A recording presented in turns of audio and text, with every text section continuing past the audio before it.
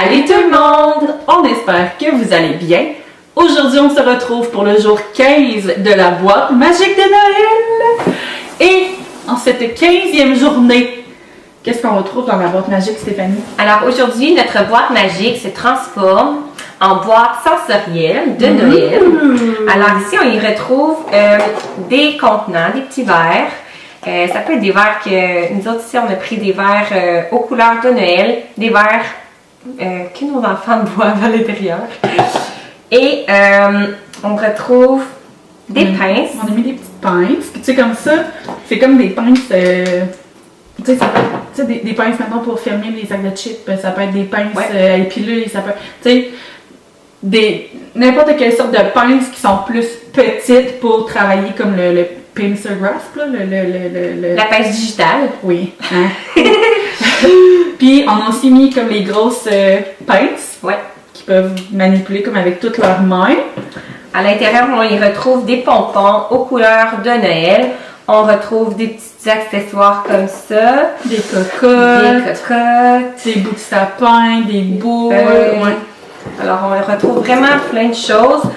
Des cannes de Noël. On peut aussi mettre des figurines de Noël ou bien juste des personnages que vous avez à la maison. Vous pouvez, même si vous avez des verres transparents, ça peut être comme vraiment le fun de prendre, supposons, les pompons rouges dans le verre rouge. Dans le verre rouge. Donc, ça va amener votre enfant à trier, classer les coulures. Oui, fait que, tu sais, on trie tout, les pompons, tout le matériel, c'est ça, la branche, elle est verte.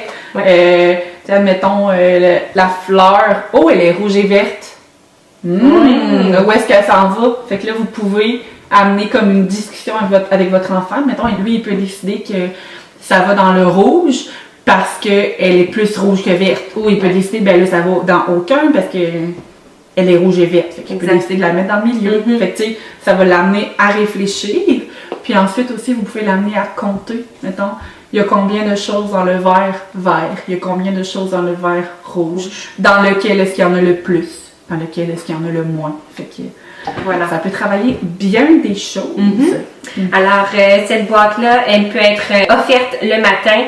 Et donc, c'est ça. Vous pouvez la laisser dans le salon. Votre enfant peut y aller s'amuser dans la boîte quand il désire. Tu sais, si, mettons, il veut juste faire comme une petite pause, il laisse tout ça là, puis il peut recommencer après. Voilà, c'est vraiment le fun, puis vos enfants vont tellement être concentrés parce que ça prend quand même beaucoup, là, ça a l'air comme vraiment banal comme activité, mais votre enfant, de faire ce mouvement-là, c'est pas toujours facile. Non.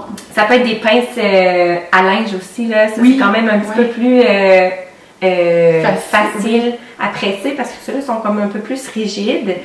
Fait que c'est ça, dans le fond, vous pouvez la laisser toute la journée. Évidemment, tout le contenu doit retourner dans la boîte magique le soir. Oui, si jamais votre enfant le sort du matériel, ben on s'assure de tout ranger avant le dodo parce que là, demain, ça va être autre chose qui va être dans la boîte. Fait qu'il faut tout qu'on retourne au Père Noël. Puis si jamais vous avez des enfants un peu plus vieux, vous pouvez aussi rajouter comme plus de texture là, pour remplir la boîte un peu plus, comme admettons du riz. Du riz, ça reste un classique de la boîte sensorielle. Ouais, pas cuit. Sinon, c'est un peu dégueu. Des pâtes pas cuites. Nouées comme ça. Que ça va amener comme les enfants à plus manipuler. Puis ils aiment ça, toucher à ça. Essayez de trouver aussi les objets à travers. Comme qui creusent, vous pourriez mettre une petite pelle, puis un petit râteau, mettons, des choses que vous avez utilisées l'été, mettons, dans le carré de sable. Ça peut être vraiment le fun dans la boîte sensorielle aussi. Exact.